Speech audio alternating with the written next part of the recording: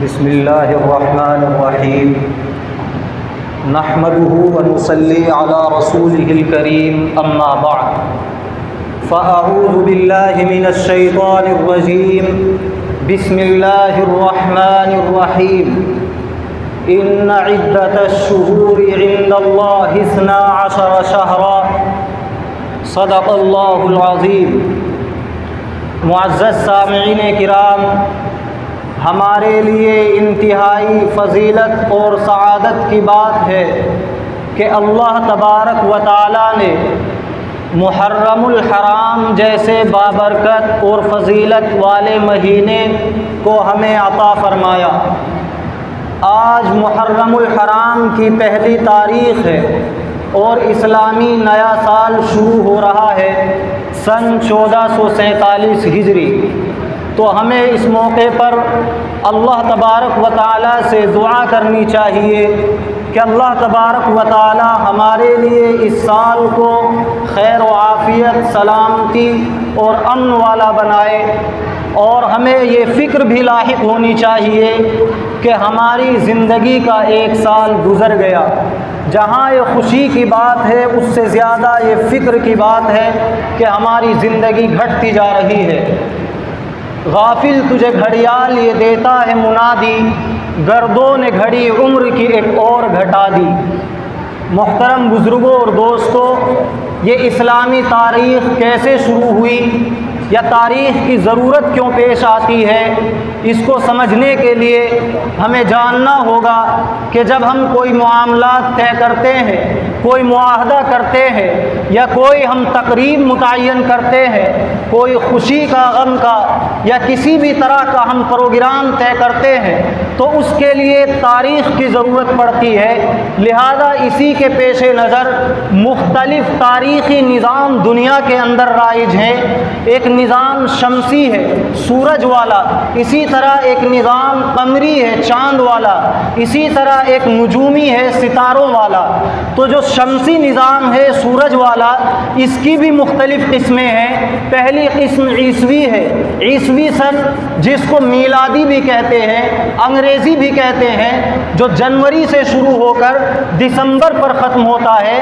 بعض حضرات فرماتے ہیں کہ رومی سن ہے، رومیوں کا یہ سن ہے، اور اس کے جو مہینوں کے نام ہیں ان میں سے اکثر مہینے ایسے ہیں جو رومی دیوی دیوتاؤں کے ناموں پر رکھے گئے ہیں۔ مثلا جنوری، یہ جانوس دیوی کے نام پر رکھا گیا ہے۔ اسی طرح دیگر مہینے ہیں۔ اسی طرح ان کے جو ایام ہیں وہ یونانی تہذیب کا مظہر ہے۔ کسی دن وہ سورج کی پوجا کرتے تھے، کسی دن چاند کی پوجا کرتے تھے، اسی لیے انہوں نے سنڈے سورج کا دن، منڈے چاند کا دن نام رکھا۔ لیکن ہمارے پاس جو نظام ہے وہ قمری نظام ہے، وہ اسلامی نظام ہے، چاند کا نظام ہے، جو محرم سے شروع ہوتا ہے اور ذوالحجہ پر ختم ہوتا ہے۔ یہ اللہ تبارک و تعالیٰ کا متعین کردہ نظام ہے، اور پورے تاریخی ادوار میں آپ چلے جائیے، کہیں بھی یہ نہیں ملتا کہ یہ دنیا اس تاریخی نظام سے علیحدہ رہی ہو، بلکہ ہر دور میں اس کا رواج رہا ہے۔ پہلے حضرت آدم علیہ السلام جب اس دنیا میں تشریف لائے، اس وقت سے سن کو متعین کیا گیا، پھر طوفان نوح کے واقعے سے سن کو مقرر کیا گیا، پھر اسی طرح حضرت ابراہیم علیہ السلام جب انہوں نے آگ سے نجات پائی تو اس واقعے سے سن کو مقرر کیا گیا۔ اسی طرح حضرت موسیٰ علیہ السلام نے جب فرعون سے نجات پائی اور ان کی قوم نے اس سے چھٹکارا پایا تو اس واقعے کو سن قرار دیا گیا۔ اسی طرح عیسائیوں نے حضرت عیسیٰ علیہ السلام کی ولادت یا ایک قول کے مطابق ان کے آسمان پر اٹھائے جانے کے واقعے کو سن قرار دیا، اسی کو سن عیسوی کہا جاتا ہے۔ لیکن یہ سلسلہ یوں ہی چلتا رہا، عربوں میں بھی اس کا رواج رہا۔ وہ کسی جنگ سے اپنے سن کو شروع کرتے، جنگ داعش، جنگ بسوس وغیرہ۔ اسی طرح جب آپ صلی اللہ علیہ وسلم تشریف لائے، آپ کو نبوت سے سرفراز کیا گیا تو سن نبوی چلا، لیکن پھر آخر میں اسلامی کیلنڈر جو متعین ہوا وہ ہجری سن سے متعین ہوا، اور آپ صلی اللہ علیہ وسلم کی ہجرت کو اس کے لیے ابتدا بنایا گیا، کیونکہ آپ صلی اللہ علیہ وسلم نے محرم سے پہلے ذوالحجہ کے اندر ہجرت کا ارادہ فرمایا تھا، تو آپ کے ارادے کے بعد جو سب سے پہلا مہینہ آیا وہ محرم تھا، اس لیے محرم کو سال کا شروع کا مہینہ قرار دیا گیا۔ اور ہجرت کو اس لیے متعین کیا گیا کیونکہ ہجرت اسلام کی شان و شوکت، اسلام کی تمکین کا ذریعہ بنی، اس کا محرک بنی، اس لیے ہجرت کو متعین کیا گیا۔ پھر اس کے بعد ایک روایت میں تو یہ آتا ہے کہ آپ صلی اللہ علیہ وسلم کے زمانے میں یہ متعین ہو گیا تھا، ایک دوسری روایت میں آتا ہے کہ حضرت عمر رضی اللہ تعالیٰ عنہ کے زمانے میں جب اسلام مزید ترقی کرتا گیا اور دوسرے ممالک کے اندر پہنچا، حضرت عمر رضی اللہ تعالیٰ عنہ کے زمانے میں فتوحات ہوئی، تو آپ کے سامنے جو رجسٹر آتے ان میں عیسوی تاریخ لکھی جاتی، تو پھر مشورے سے طے ہوا کہ اب ہجری تاریخ کو لکھا جائے، تو وہاں سے ہجری کیلنڈر شروع ہوا۔ تو جو میں نے آپ کے سامنے پورا ایک خاکہ بیان کیا ہے، اسلامی کیلنڈر کے علاوہ، اسلامی تاریخی نظام کے علاوہ سارے نظام یہ انسانوں کے بنائے ہوئے ہیں، لیکن یہ اسلامی نظام اللہ تبارک و تعالیٰ کا متعین کردہ ہے، جیسا کہ میں نے آیت تلاوت کی، ان عدت الشہور عند اللہ 12 شہرا، کہ مہینوں کی تعداد اللہ تعالیٰ کے نزدیک 12 ہے، اور یہ اللہ تبارک و تعالیٰ کے نزدیک تعداد بعد میں نہیں بلکہ ازل سے ہے، فی کتاب اللہ، اللہ تعالیٰ کی کتاب میں محفوظ ہے، لوح محفوظ میں۔ اسی طرح یوم خلق السماوات والارض، آسمان اور زمین کو پیدا کرنے کے دن سے ہے، ان میں سے 4 مہینے، منہا اربعۃ حرم، 4 مہینے حرمت والے ہیں۔ وہ 4 مہینے کون سے ہیں؟ 4 مہینوں میں سے پہلا مہینہ ذی قعدہ، دوسرا ذی الحجہ، تیسرا محرم اور چوتھا رجب، یہ حرمت والے مہینے ہیں۔ حرمت والے ہونے کا مطلب یہ ہے کہ قابل تعظیم ہے، لائق ادب ہیں، یہ بابرکت مہینے ہیں، ان میں عبادت کا ثواب زیادہ ہے، ان میں عبادت کرنے سے دوسرے مہینوں میں عبادت کرنے کی عادت بن جاتی ہے۔ اسی طرح ان کے حرمت والا ہونے کی ایک وجہ یہ ہے کہ ان مہینوں کے اندر جنگ کرنا ممنوع قرار دیا گیا تھا، ان میں جنگ اور قتال نہیں کیا جاتا تھا، شکار نہیں کیا جاتا تھا، یہ حکم تو منسوخ ہو گیا، لیکن جو اس کا فضیلت کا حکم ہے، عبادت کریں گے تو فضیلت زیادہ حاصل ہوگی، وہ آج بھی باقی ہے۔ انہی 4 مہینوں کے اندر محرم الحرام کا مہینہ ہے، جو اس لیے حرمت والا ہے کہ یہ 4 مہینوں کے اندر اس کا شمار ہے۔ اس کے علاوہ آپ صلی اللہ علیہ وسلم نے ارشاد فرمایا، افضل الصیام بعد رمضان شہر اللہ المحرم، کہ سب سے زیادہ افضل روزے، سب سے زیادہ محبوب اللہ تعالیٰ کے نزدیک رمضان المبارک کے بعد اللہ کے مہینے محرم الحرام کے روزے ہیں۔ اس لیے آپ صلی اللہ علیہ وسلم اس مہینے میں روزے رکھتے تھے، اور اس پورے مہینے کو یہ فضیلت حاصل ہے کہ اگر کسی دن بھی روزہ رکھا جائے تو انتہائی ثواب کا وہ عمل ہوگا اور فضیلت کا حامل ہوگا۔ پھر اسی کے ساتھ ساتھ اس مہینے کے اندر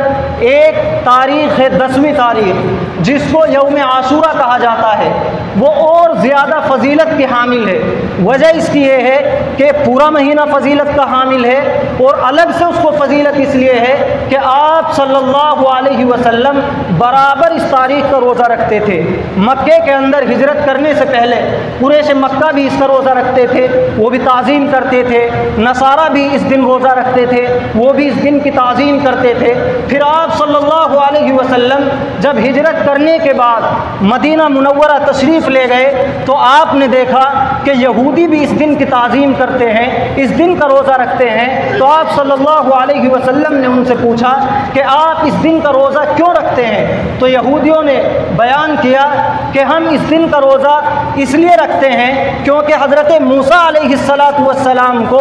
فرعون سے اس دن نجات ملی تھی، حضرت موسیٰ علیہ السلام نے اس دن کی تعظیم میں روزہ رکھا تھا، لہذا شکریہ کے طور پر، اس دن کی تعظیم کے طور پر ہم بھی روزہ رکھتے ہیں۔ تو آپ صلی اللہ علیہ وسلم نے ارشاد فرمایا کہ حضرت موسیٰ علیہ السلام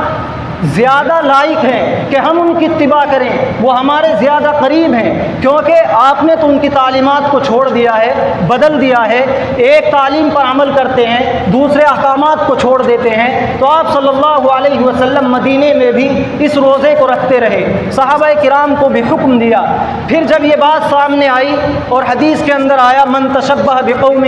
فہو منہم، کہ جو کسی قوم کی مشابہت اختیار کرتا ہے وہ انہی میں سے ہوتا ہے، لہذا دوسری قوموں کی مشابہت اختیار نہ کی جائے۔ تو صحابہ کرام نے عرض کیا کہ اے اللہ کے نبی، ہم جو یہ 10ویں تاریخ کا روزہ رکھتے ہیں، یہودی بھی اس دن کی تعظیم کرتے ہیں، وہ اس کو بھی معظم اور محترم سمجھتے ہیں اور اس دن کا روزہ رکھتے ہیں، اگر ہم بھی اس دن روزہ رکھیں گے تو یہ ان کی موافقت لازم آئے گی، ان سے مشابہت لازم آئے گی، تو آپ اس بارے میں کچھ حکم فرمائیے۔ تو آپ صلی اللہ علیہ وسلم نے فرمایا کہ میں آئندہ 9ویں تاریخ کا روزہ رکھوں گا، یعنی یہودیوں کی مخالفت کروں گا۔ دیکھیے یہودیوں کا یہ عمل اچھا عمل ہے روزہ رکھنا، لیکن اسلام کے اندر اچھے عمل میں بھی غیروں کی مشابہت کو پسند نہیں کیا گیا۔ تو آج کل جو ہم برے اعمال میں غیروں کی مشابہت اختیار کرتے ہیں، اس کو کس طرح پسند کیا جا سکتا ہے؟ میرے بھائیوں، پیارے حبیب صلی اللہ علیہ وسلم نے ارادہ ظاہر فرمایا، لیکن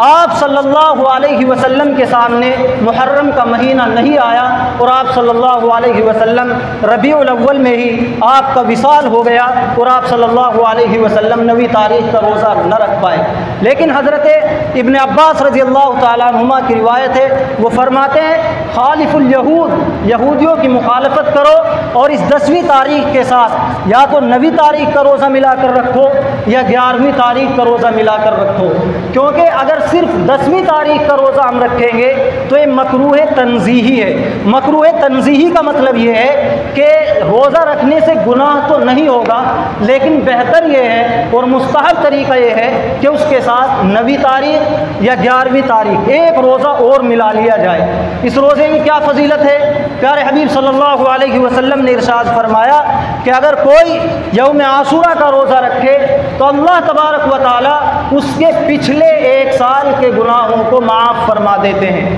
صغیرہ گناہوں کو معاف کرتے ہیں۔ تو اس دن کے اندر یعنی یوم عاشورہ کے اندر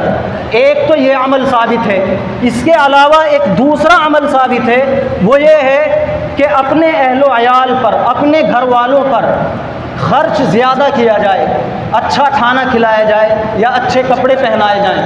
تو یہ صرف 2 عمل اس دن کے لیے ثابت ہیں، اس کے علاوہ جو کچھ بھی محرم میں ہوتا ہے یا 10ویں تاریخ میں ہوتا ہے وہ سب خرافات ہے، بدعات اور رسومات کے قبیل سے ہے، اس لیے ان تمام چیزوں سے ہمیں بچنا چاہیے۔ خاص طور پر جو حضرت حسین رضی اللہ تعالیٰ عنہ کا ماتم مناتے ہیں، وہ شریعت میں اس کی بالکل گنجائش نہیں ہے۔ اگر کسی کا انتقال ہو جائے تو صرف 3 دن تک سوگ ہے، اور اگر کسی عورت کا شوہر انتقال کر جائے وہ تو اس کے لیے 4 مہینے اور 10 دن کا سوگ منانے کی اجازت ہے۔ اس کے علاوہ اسلام کے اندر ماتم کی اجازت نہیں ہے۔ اگر ماتم کی اجازت ہوتی تو آپ دیکھیں حضرت علی رضی اللہ تعالیٰ عنہ جو حضرت حسین رضی اللہ تعالیٰ عنہ کے والد گرامی ہے، فجر کی نماز کے لیے جمعے کے دن نکلے، ان کو شہید کر دیا گیا، ان کا سوگ اور ماتم منایا جاتا۔ اسی طرح حضرت عثمان غنی، ان کو 40 دن تک گھر میں قید کر کے رکھا گیا، دشمنوں نے محاصرہ کیا اور دیوار کو فلانگ کر ان کو شہید کر دیا۔ قرآن کی تلاوت کر رہے تھے اور خون کی چھینٹیں قرآن کریم پر گری، حالانکہ اگر ماتم جائز ہوتا تو ان کا ماتم منایا جاتا۔ اسی طرح خلیفہ دوم حضرت عمر رضی اللہ تعالیٰ عنہ، جن کے بارے میں پیارے حبیب صلی اللہ علیہ وسلم نے ارشاد فرمایا کہ اگر میرے بعد کوئی نبی ہوتا تو عمر ہوتا، وہ جس راستے سے گزر جاتے 40 دن تک شیطان اس راستے کو نہ آتا۔ حضرت عمر رضی اللہ تعالیٰ عنہ کو بھی نماز کے اندر وہ امامت فرما رہے تھے اور امامت کے دوران ہی ان کو کسی نے خنجر مارا، جس کی بنا پر ان کی وفات ہوئی۔ اور آج کی جو تاریخ ہے 1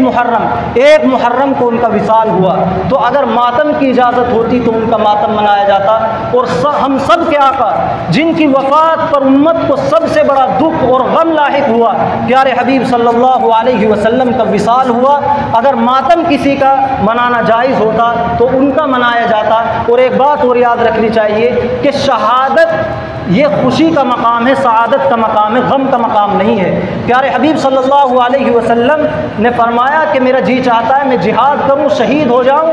پھر اللہ مجھے زندہ کرے، جہاد کروں، شہید ہو جاؤں۔ اسی طرح فرماتے رہے ثم احیا ثم اقتل ثم اقتل ثم احیا، کہ میں شہید ہو جاؤں اور پھر اللہ زندہ کرے اور پھر اللہ کی راہ میں شہید ہو جاؤں۔ حضرت عمر برابر شہادت کی تمنا کرتے تھے، حضرت خالد بن ولید برابر شہادت کے لیے کوشاں رہتے تھے۔ تو شہادت حضرت حسین کو نصیب ہوئی ہے، یہ ماتم کا مقام نہیں ہے، یہ سعادت کا مقام ہے۔ دعا فرمائیں کہ اللہ تبارک و تعالی ہمیں اس مہینے میں زیادہ سے زیادہ عبادت کی توفیق عطا فرمائے، اور جو بدعت و رسومات اور خرافات اس مہینے کی ہوتی ہیں اللہ تعالی ہمیں ان سب سے بچائے۔